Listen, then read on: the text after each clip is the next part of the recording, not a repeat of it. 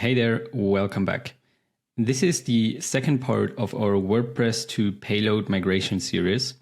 And today we're going to take care of migrating our visible website frontend. Now, in the last video, I showed you how we can take the pages that we have in WordPress, turn them into a pages collection in Payload, migrate the data from our posts with an advanced custom field plugin enabled. By that, we created the new post collection in Payload. We also automatically migrated all of our media elements, so images, videos, from WordPress to Payload. And we also created, post authors, post categories. We created a header and a footer global for the actual menus that we had in WordPress. In this case, we only have two, so one navigation menu in the header and one navigation menu in the footer. Now, what we also did is we went ahead and for every Gutenberg block that we had in WordPress. So in WordPress, no matter if you have pages or posts, they both consist of a layout, which is built with Gutenberg blocks. And for all of those Gutenberg blocks, we had 3 in our example. We created a payload block schema, which basically is the backend representation of a block. So the schema contains the data that this block actually has. So for example, a cover or a hero block might have a heading and a subheading, and an image block might have an image. Okay. Now, in regards to the blocks, like I said, we had 3 blocks in our old project. So one cover block, which is sort of a hero section with a heading. We had a paragraph block, which is rich text. And we had an image block, which just contains an image. And in Payload for that, we created a schema for a cover block, paragraph block, and image block. And in addition to that, we also created a block that just shows the latest blog posts, basically. So the last 3 blog posts automatically, because this was something that we had in WordPress automatically as a page. But in Payload, it's way more flexible because we can put that block wherever you want. We can put it on the /blog page. We can put it on the home page.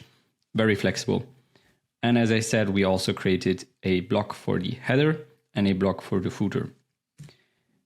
Now, a few recommendations. The front end, we will need to rebuild that by hand. We can't just run a migration script and have our front end ready, because in Payload, it's different to WordPress. We have to build the front end ourselves. In this case, we're going to use Next.js, so the front end framework of our choice. And that's why we have to just build every block that is visible, again, in our front-end framework language. However, I would recommend you to take this as an opportunity to redesign a site. Oftentimes, the design has been adjusted somewhat to, WordPress. So in this case, you're totally free now. You can do whatever you want. So you might adjust the design a little bit here and there. To make things easier, you can first of all use component libraries, like for example, Tailwind UI, which is paid. And there's also tailwindcomponents.com. I think it's free, at least some components are free. So they act as a foundation that you can build your new blocks upon. Also, there are helper tools like Windy, which is a Chrome extension, and you can use to go to your old page, hover over those old sections, and basically copy the Tailwind classes that you need to build your new Payload blocks. So let's take a look at the current state of our project.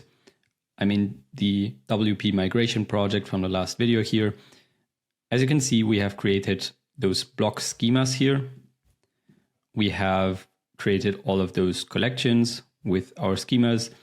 And if you go to the admin panel, we already migrated our 2 pages and our 2 blog posts, and also blog categories. And the authors are actually our users, but there is only one user in this case. We're going to start by adding Tailwind CSS support to our project.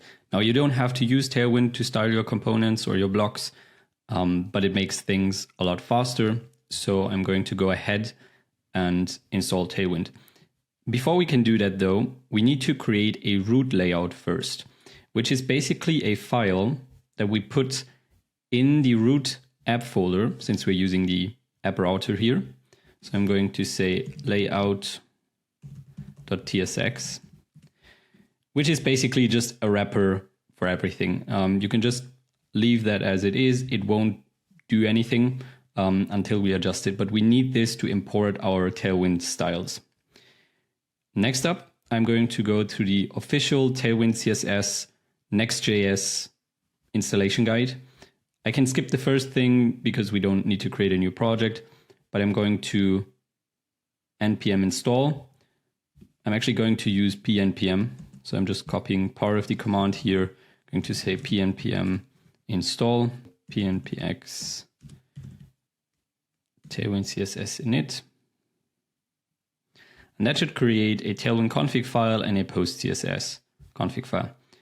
Now in our Tailwind config file, the only thing that I'm going to add is the content so that Tailwind knows where our content is located, which is in the source folder.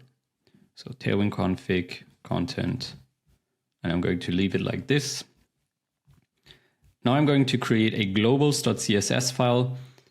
You can put that sort of wherever you want. I'm going to create a new folder called styles.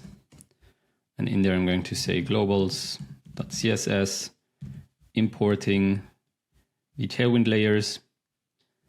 And that's almost it. Now we need to go to our root layout here and import it.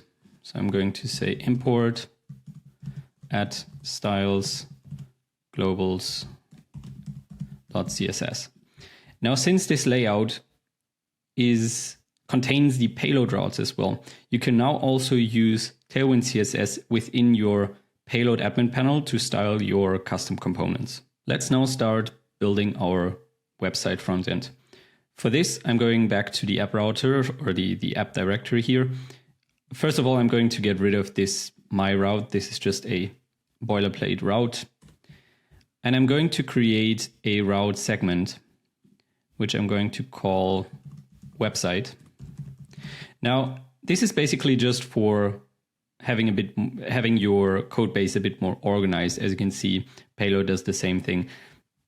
In Next.js, in the app router, we have a file-based routing, which means that if I would create a normal folder here, it would actually mean that everything in that folder would be /website/ whatever.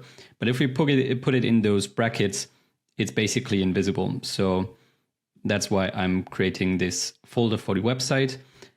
And what we now need to do is create another layout file just for our website, where we're going to import our header block and our footer block, because they should be globally placed and visible within the entire website. So I'm going to say layout.tsx, and I'm just going to paste it in. It's basically a very basic React component.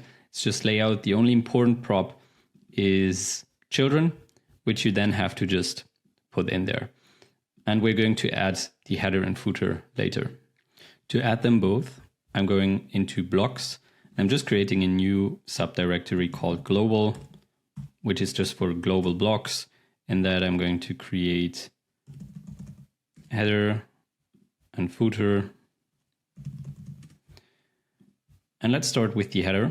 I'm going to create a new file called server.tsx. You could also call it header server, whatever. But the key part is that this one is a server component, which then contains a client component. So I'm just going to say RFC. Now this I'm going to actually call header server. Doesn't have any props for now. And for the footer, we're basically going to do the same server.tsx. And I'm going to say footer server. So I can just say footer for now and header here. And now I'm going to import them into our website layout. So header server. And footer server.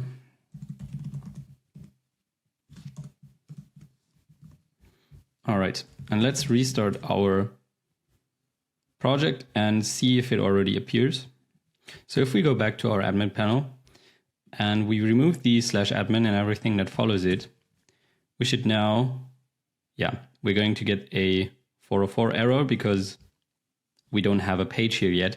But for now, to test if header and footer are displayed, I'm just going to create a page.tsx file on the root path, which is empty. Or I'm just going to say page, okay? And if we go back now, we should see, we have the header, we have the page, and we have the footer. And the important part is header and footer will be displayed on every page. So it seems like I actually forgot to show you how you can create the header and footer global in the last video. I'm just going to do that now, but it's not very hard. To create them, I'm just going back into our source folder. I'm creating a globals subdirectory. In that, I'm going to say header.tsx and sorry, not tsx, just tx, since this is just a schema, header.ts and footer.ts. Now in there, I'm going to say export const header, which is a global config. I don't know why this doesn't auto import it. If it doesn't, you can just say import global config from payload. It will have a slug, which I'm just going to call header, and fields. And for the fields, I'm just going to go for, let's say, the page name, because it's simple. And I'm also going to create an array, which will be our first menu at the top of the page. So name, navigation, items,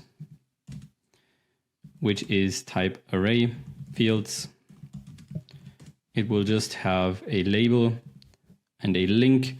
You can be a lot more advanced with it. You can add the rel attribute. You could add the target attribute if it's an internal link, external link. I'm just going to keep it simple for now. And what I'm going to do is I'm basically going to copy this to our footer because it will have the exact same schema. Just going to call it footer in here, name, navigation, items. And now what I need to do below collections, I'm going to say globals. And in there, I'm just going to add header and footer. Save that. Now it should refresh the admin panel. And if we go back to our admin panel, we can now see we have a global header and a global footer. Let me just go ahead and quickly add something. WP migration page. Let's say Google. And let's also add a link to, usually you would do it with the internal pages. So I'm going to say blog, and I'm just going to link it to our internal blog page, which we're going to create later. To put it into our first element, I'm just going to drag it at the top. I'm going to click save. And for the footer, I'm going to do the same thing. WP migration page footer, just so that we can see which is which. And label, I'm going to say Facebook, https facebook.com. All right. Now we need to fetch this global header and footer data in our header and footer blocks. Now the app router and server components make it very, very easy to do that. We basically just have to go to our header, turn the exported function into an async function, async. And now what we can do here is directly use the payload local API, which is faster than going through REST API. It's type safe. So I'm just going to say const payload equals await get payload HMR. I don't know why this doesn't auto import again. And I'm going to pass the config here that I'm going to import config from at payload config.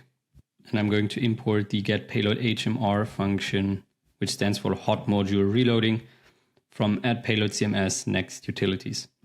Now we have our payload object. We can now say const header equals await payload dot find global. And I just have to specify the slug, which is header, and this will give us the header object.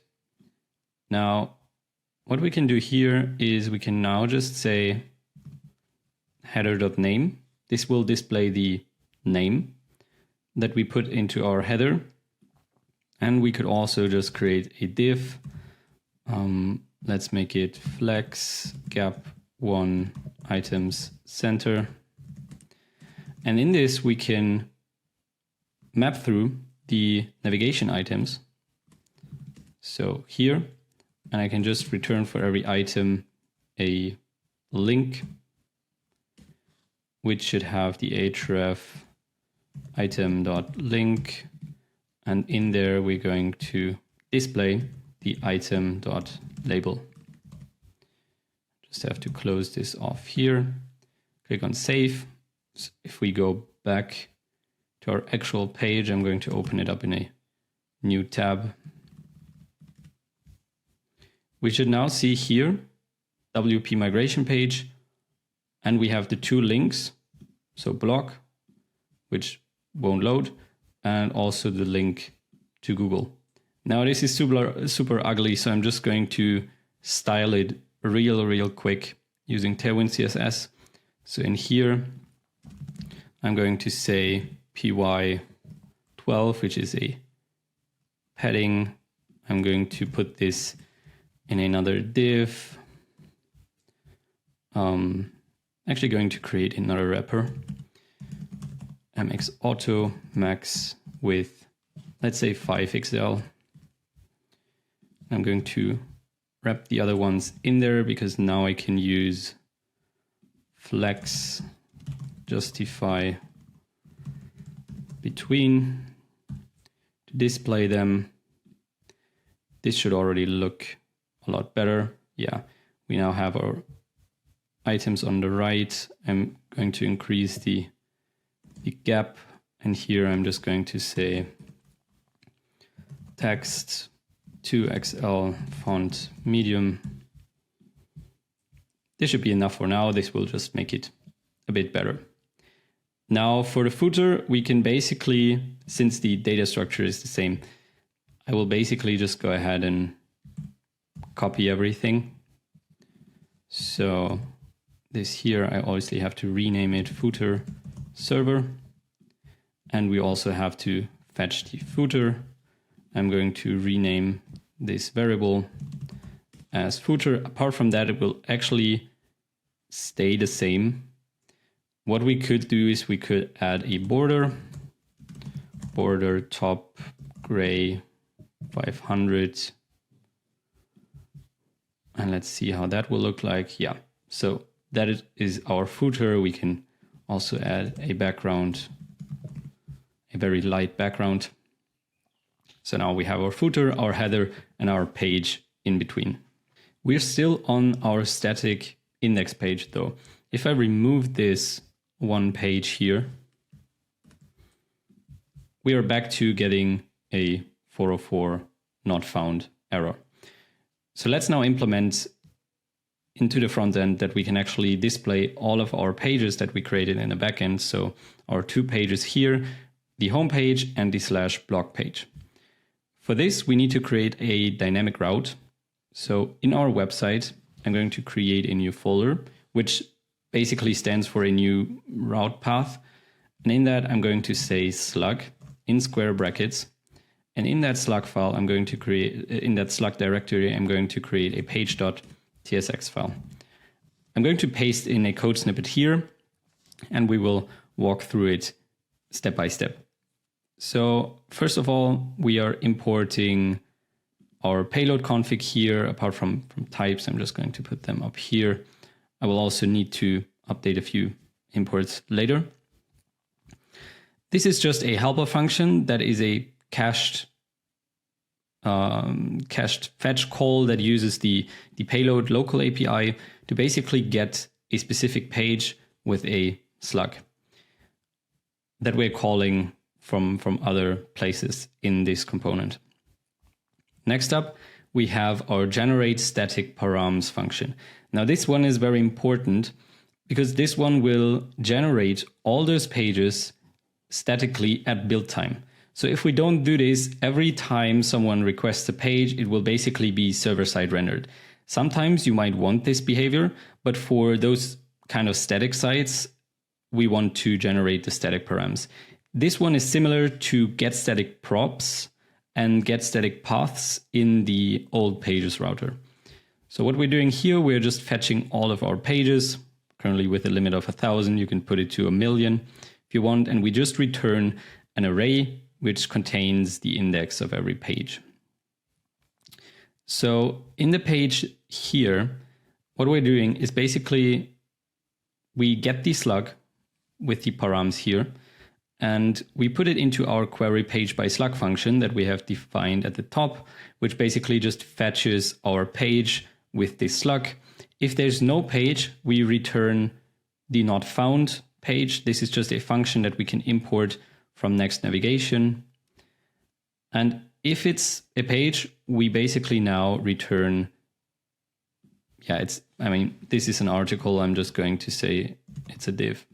But this contains another blocks component that we're going to talk about in a second, which will then render our page layout.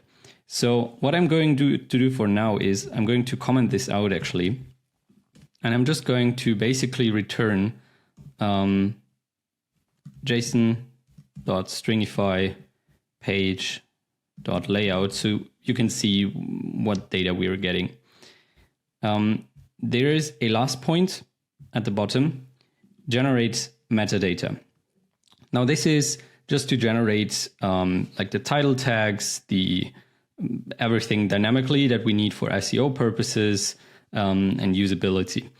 So what we do here is we use a generate meta function that is a utility function that just generates the metadata. We're going to talk about that in a second.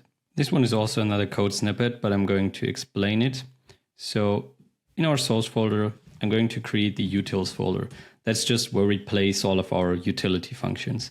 And in there, I'm going to say generate meta.ts. I'm going to paste this one in here. What this does is basically just has default open graph. So open graph is part of the metadata.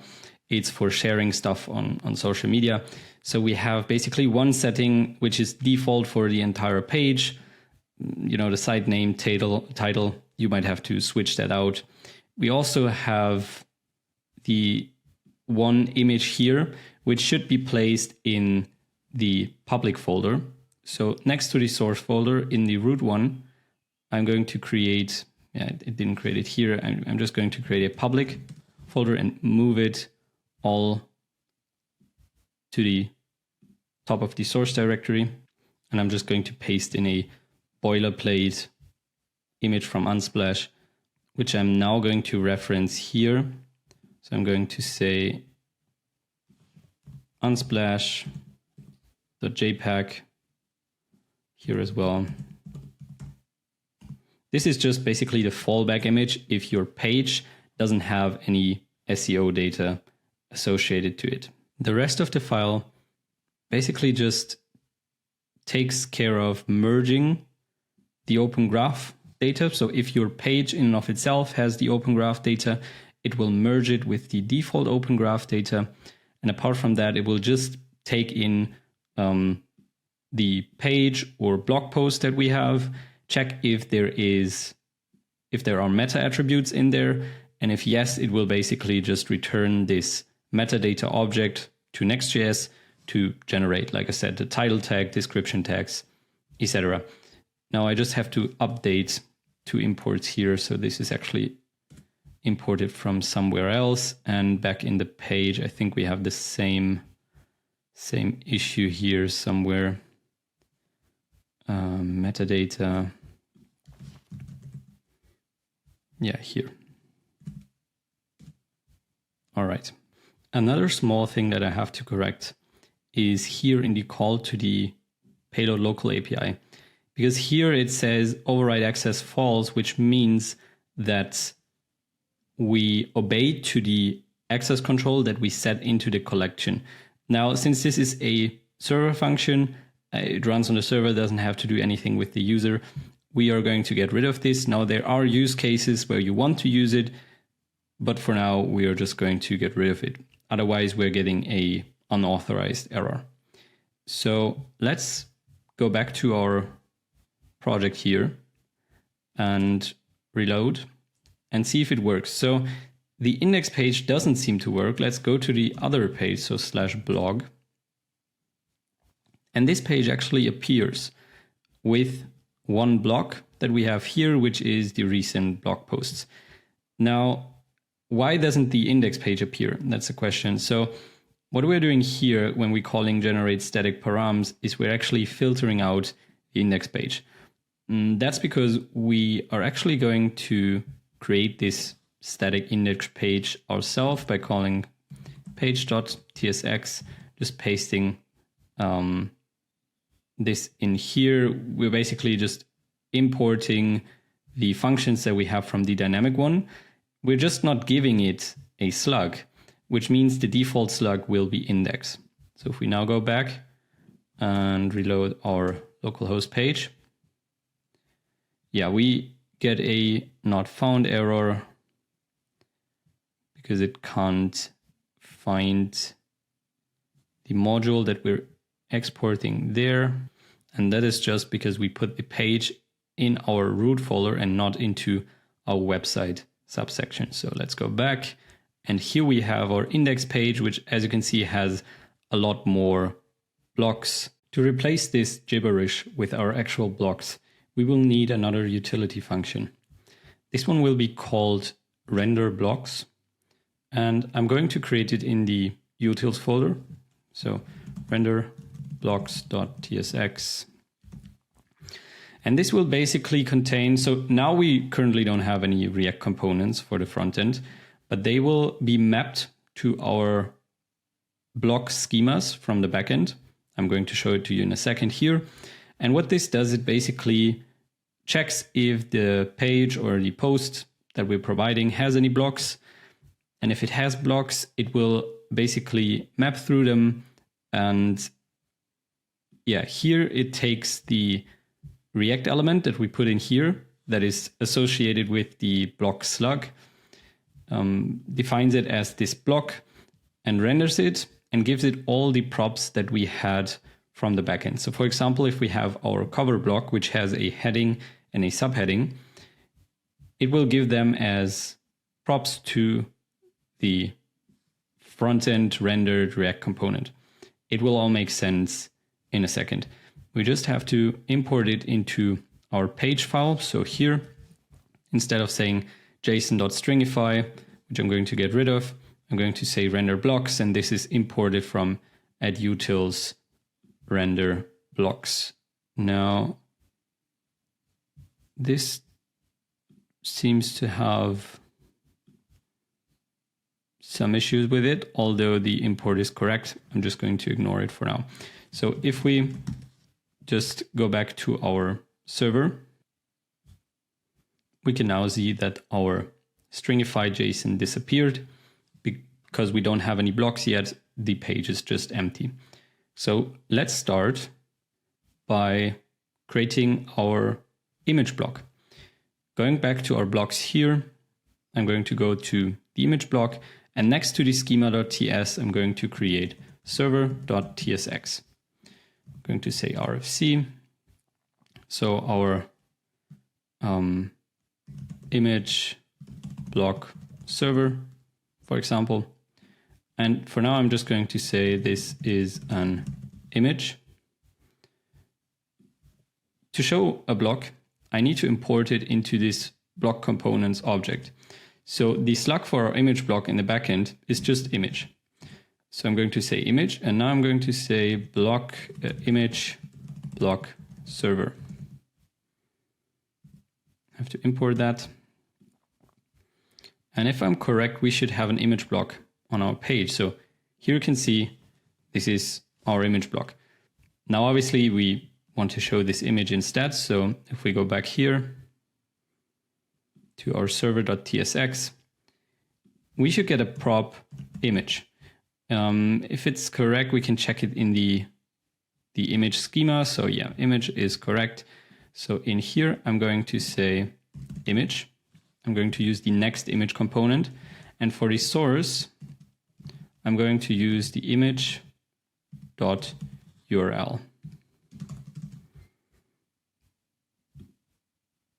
So obviously I didn't type that correctly. I'm just going to add the URL for now. And the image is still missing something. Yeah, the alt attribute. I'm just going to leave that empty for now. If we check this, it still needs a width and height. We can use the appropriate attributes from the backend. So we can say width equals image.width and height equals image.height. Obviously, we will need to add them to our types here. So now it should display our image. Woohoo. So this width and height thing is a little bit weird. I don't enjoy using it. What I often do instead is I wrap it in a relative div. And now for the relative div, I can actually specify the exact dimensions. So I can say it should have a height of, let's say 64 and width 64. And instead of specifying width and height here, I'm just going to say fill. And it will basically fill it in there. And now I just need to specify if I want it to fit inside or if I want to cover the container. So I'm going to say object cover. Now we should get a square here. I will just put it max width 5XL MX auto. And I'm just going to say flex justify center. This should give us our square. To center the image, I just added W full. So now our image is in the center. Let's continue with our cover block. So I'm going back to our blocks. I'm going to close the global one. And in cover, I'm going to create server.tsx. Again, what we get here is heading and subheading. And this will be a bit more complex since the heading actually is rich text. Now, what I want you to do is go ahead and copy, not this one, but the serialize function and the node format function in the payload website template. You will probably get it down in the description below. This is basically a simple rich text serializer that serializes the rich text that you get from the payload backend to JSX in the front end. So I'm going to copy this, just going to call serialize TSX, or is it TX? TSX. I'm going to paste this in here, and I'm also going to copy node format. Node format. All right. And now what I can do in server TS, so I'm going to call serialize lexical, which is the exported function. And I can just pass in the heading. Now let's test this by going back to render blocks and saying cover. And now I'm mapping the cover block server. I just have to rename it real quick. Mapping this to our slug here.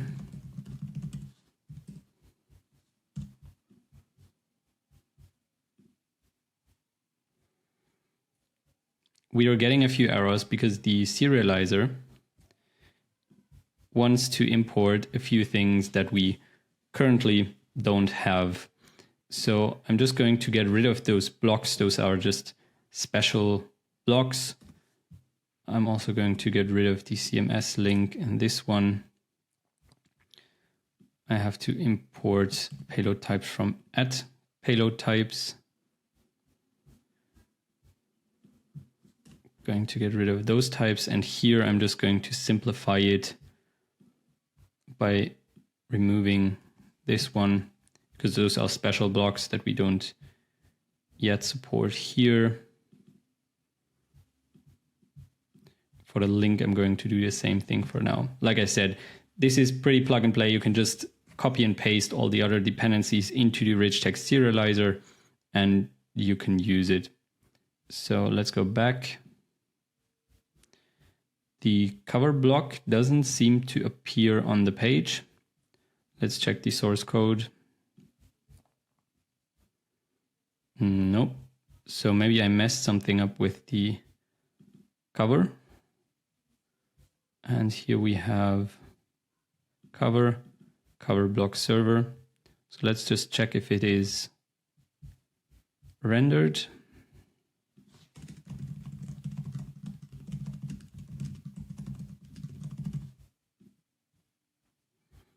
Hello from cover block. This is rendered, so it seems to be an issue with the parser. So it turns out I just used the parser wrong. I have to specify nodes here and say heading.root.children. I can remove this log and let's go back. And as you can see, it actually displays our rich text and it displays it in with the correct text. Now the only thing missing here is actual styling. So what we could do, for example, is we could say class name, rich text. And if we go to our CSS file, so globals.css, we could say .rich text and use nested CSS in this case and say h1. And we can use the Tailwind CSS apply to apply other classes and say text 4XL and font bold. And that should actually do the trick. Yeah, so as you can see, now we have our font in bold. Let me just add our container here. So I'm going to say max with 5XL, MX auto. That should sort of add a margin. Now I have to say one thing here, styling takes some time. I just very briefly try to resemble the original page as best as possible. Obviously, the more complex your design, the longer this might take. Let's continue with our rich text block. For this, we can basically copy our cover block. So I'm just going to paste it in here. Rich text block server. Instead of heading and subheading, we only have our content, which we still need to type. I'm going to type it as any. We obviously need to update the import for the serializing function, say content. I'm going to do the same thing here as well. See, the subheading is a string. This is not a rich text. All right, and now we just need to add this to our block component. So I'm going to say rich text block server.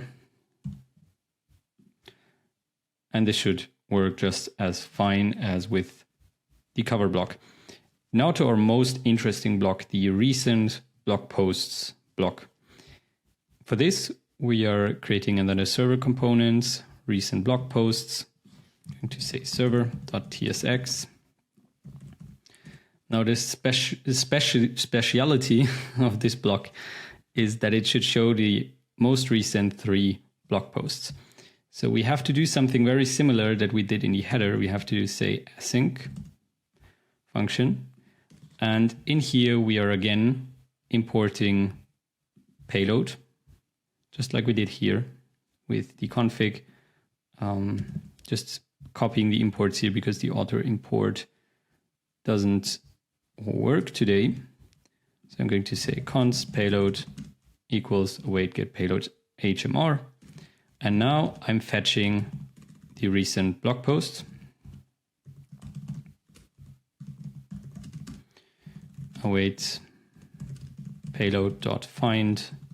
Going to specify the collection blog posts. Going to set the limit to 3. I'm going to get rid of the sort because that will automatically sort it from new to old. And now I could basically map through them. And for every one, I'm just going to return a div with the key post ID, the title, and I don't know if we even have an excerpt. Let me check real quick.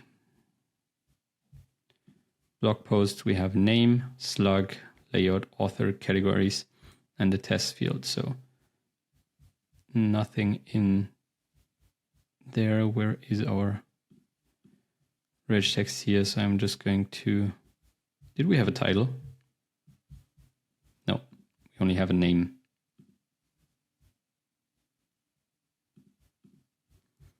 So I'm going to say name.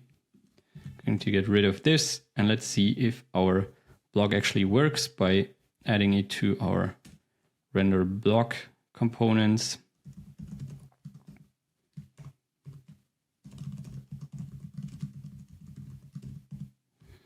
And before I can do that, I want to rename it recent blog posts server. Import it here.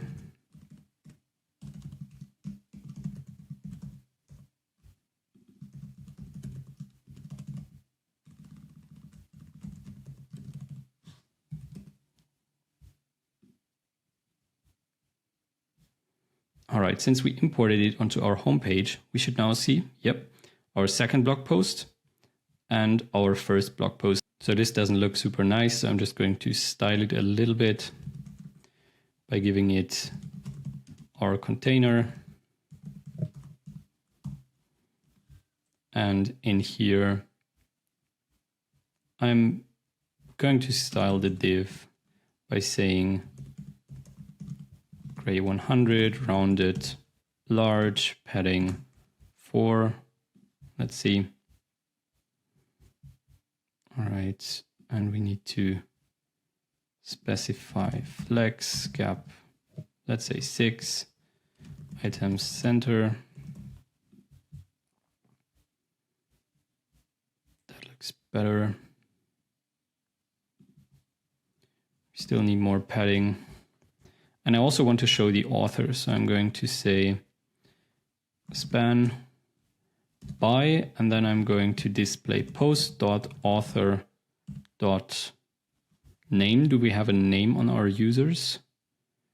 No, we don't. So I can only use the email, but let's use the email for now. So here we have it. Second blog post, first blog post by my user. In this case, I'm just going to style this real quick. Text XL, font medium, margin bottom 2. All right, and here we have this component that automatically fetches all of our recent blog posts. Now, if we navigate to the /blog page, which would work just as fine, as you can see, this blog page only has this one component. I'm just going to add a bit of padding here, py20. So this works the same way as our old page that just showed the recent blog posts. However, this is super flexible. And like I just showed you, we can put it in here. We can just put it on our index page wherever we want. Last but not least, we want to create a page for every blog post that we have automatically. So let's just turn this into a link here, actually. So I'm going to, instead of saying H2, I'm just going to turn it into a link here. Or even better, I'm going to reuse the next link. I'm going to say href will equal /blog, and then we're going to use the post.slug. So let's check it. If we click on this, this messed up our styling. So let me just wrap it into an H2. So, all right, so if we click on this, I'm just going to open it up in a new tab. We are redirected to /blog/second blog post, but this page doesn't exist. So let's create it. To create it, we will do a very similar thing as with the pages. So in website, I'm going to say /blog for a new directory called blog. And in this one, I'm going to say slug, but this needs to be a folder as well. And in here, I'm going to say page.tsx. I'm going to paste in the code snippet. This is very similar to what we do in the pages. I just, instead of fetching a page, I just fetch the blog posts. And again, I render this layout because our blog posts consist of a layout just as our pages do. So let's go back here, refresh this page. And as you can see, we already have our image appearing here. The only thing missing here is our rich text. And that is because I messed up our mapping, because we didn't use camel case, we just said rich text. If we go back, it should now display our rich text in here. Like I said, again, this is not styled, but we have this gray background just because we copied the component from the cover block. So I'm going to just get rid of this. And obviously we need a bit more styling to actually make it look acceptable. So I'm just using the autocomplete here to do a little bit of styling. So let's see. If we refresh, we have now the heading 2, just a normal text. We also need to get rid of, I hard-coded the center text into there just for the heading, but obviously that doesn't make sense content-wise. So now this is on the left side. If we go back to our blog pages and check our first blog, yeah, we now again have our content here. It is rich text. We also have, as you can see, this one is bold, for example, that's the heading. And we have our image below there. All right, so this will be it for today's video. You will find all the necessary resources somewhere in the description. As I said, this guide is based on the official website template from Payload. I just took a lot of things out, made it a bit simpler for you to, better understand the concepts behind it, because the website template can be a bit overwhelming in the beginning. If you do have any questions, let us know down in the comments. And apart from that, take care and see you in the next video.